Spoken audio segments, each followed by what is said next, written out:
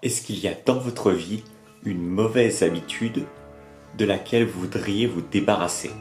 Une mauvaise habitude un petit peu addictive, du style peut-être que vous mangez un petit peu trop, ou alors peut-être que vous jouez un petit peu trop, peut-être que vous achetez un petit peu trop, peut-être que ça vous rassure, peut-être que ça vous fait du bien. Est-ce que vous vous êtes déjà posé la question alors, comment est-ce que je pourrais me servir de ce problème et le transformer en force? Ça, c'est une question que j'aime beaucoup me poser en général, parce qu'il y a parfois des pépites d'or qui s'y cachent. Je pense en particulier au fait que si vous aimez bien les croissants, si vous aimez bien le fast-food, si vous aimez bien vous faire plaisir, vous récompenser avec plein de trucs qui vous servent pas forcément à grand-chose en achat compulsif, c'est pas forcément une mauvaise chose. Le corps, l'esprit, le cerveau vous donne envie de faire ces choses pour vous rassurer, pour vous aider.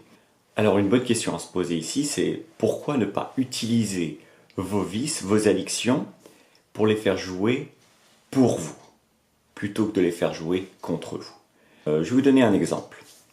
Dans mon cas, j'étais un grand fan, complètement addict aux jeux vidéo. Je l'ai été pendant très longues années. Jusque récemment, où j'ai commencé à me poser cette question, comment est-ce que je fais travailler les jeux vidéo pour moi, plutôt que moi qui travaille et qui suis un esclave des jeux vidéo. Et ça m'a apporté des réponses, notamment grâce au livre Le pouvoir des habitudes, que pas mal de gens qui font du développement personnel connaissent, parce que ce qui se passe quand on a envie d'avoir une récompense, on va aller systématiquement, souvent, en mode réactif vers cette chose. Si vous êtes stressé, et que vous êtes souvent récompensé en faisant des achats compulsifs, votre corps va vous pousser à refaire un achat compulsif. C'est un conditionnement qui s'est fait au fur et à mesure des jours, des semaines, des mois, voire des années. Alors, avec les jeux vidéo, ce que j'ai fait, c'est je me suis dit, qu'est-ce qui se passe si je décide d'être proactif par rapport à mes récompenses? Qu'est-ce qui se passe si je décide à l'avance de me récompenser, de jouer aux jeux vidéo, voire même de m'acheter un gros Big Mac ou un menu vraiment de fast-food, mais de la mauvaise malbouffe, mais de le faire, de l'avoir planifié. Alors, qu'est-ce que vous pensez qui se passe quand on planifie nos vices? Qu'est-ce que vous pensez qui se passe quand on planifie de faire quelque chose de mauvais, de quelque chose de mal, quelque chose de néfaste? C'est intéressant ce qui se passe quand on planifie et qu'on utilise ce mauvais comme une récompense pour avoir fait quelque chose de désagréable qu'on n'avait pas trop envie de faire mais qu'on sait qui est bon pour nous.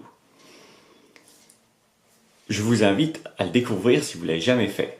Vous l'avez peut-être déjà fait inconsciemment, peut-être que une fois pour vous récompenser de quelque chose de désagréable, vous êtes récompensé avec un cookie.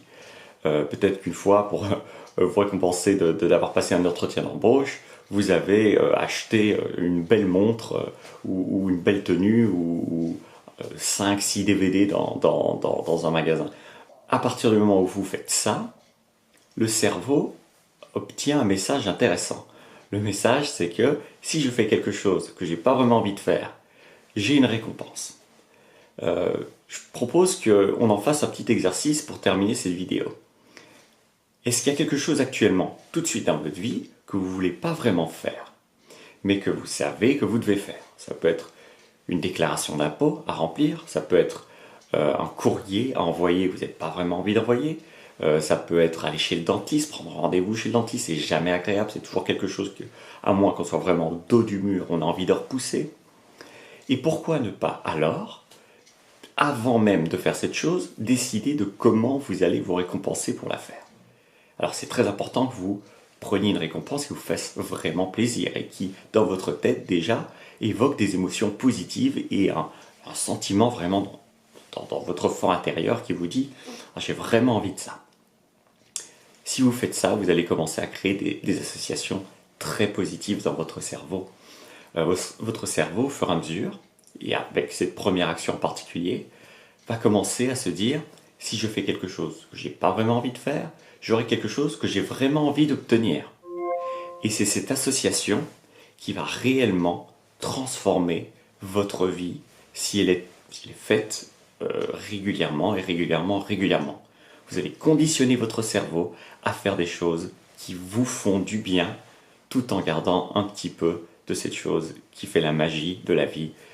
Ces choses qui sont pas très bonnes pour nous, mais qui, bon, ça fait tellement plaisir qu'on se demande si au final on ne ferait pas plus apprendre à s'en servir qu'à essayer de les dégager complètement de nos vies.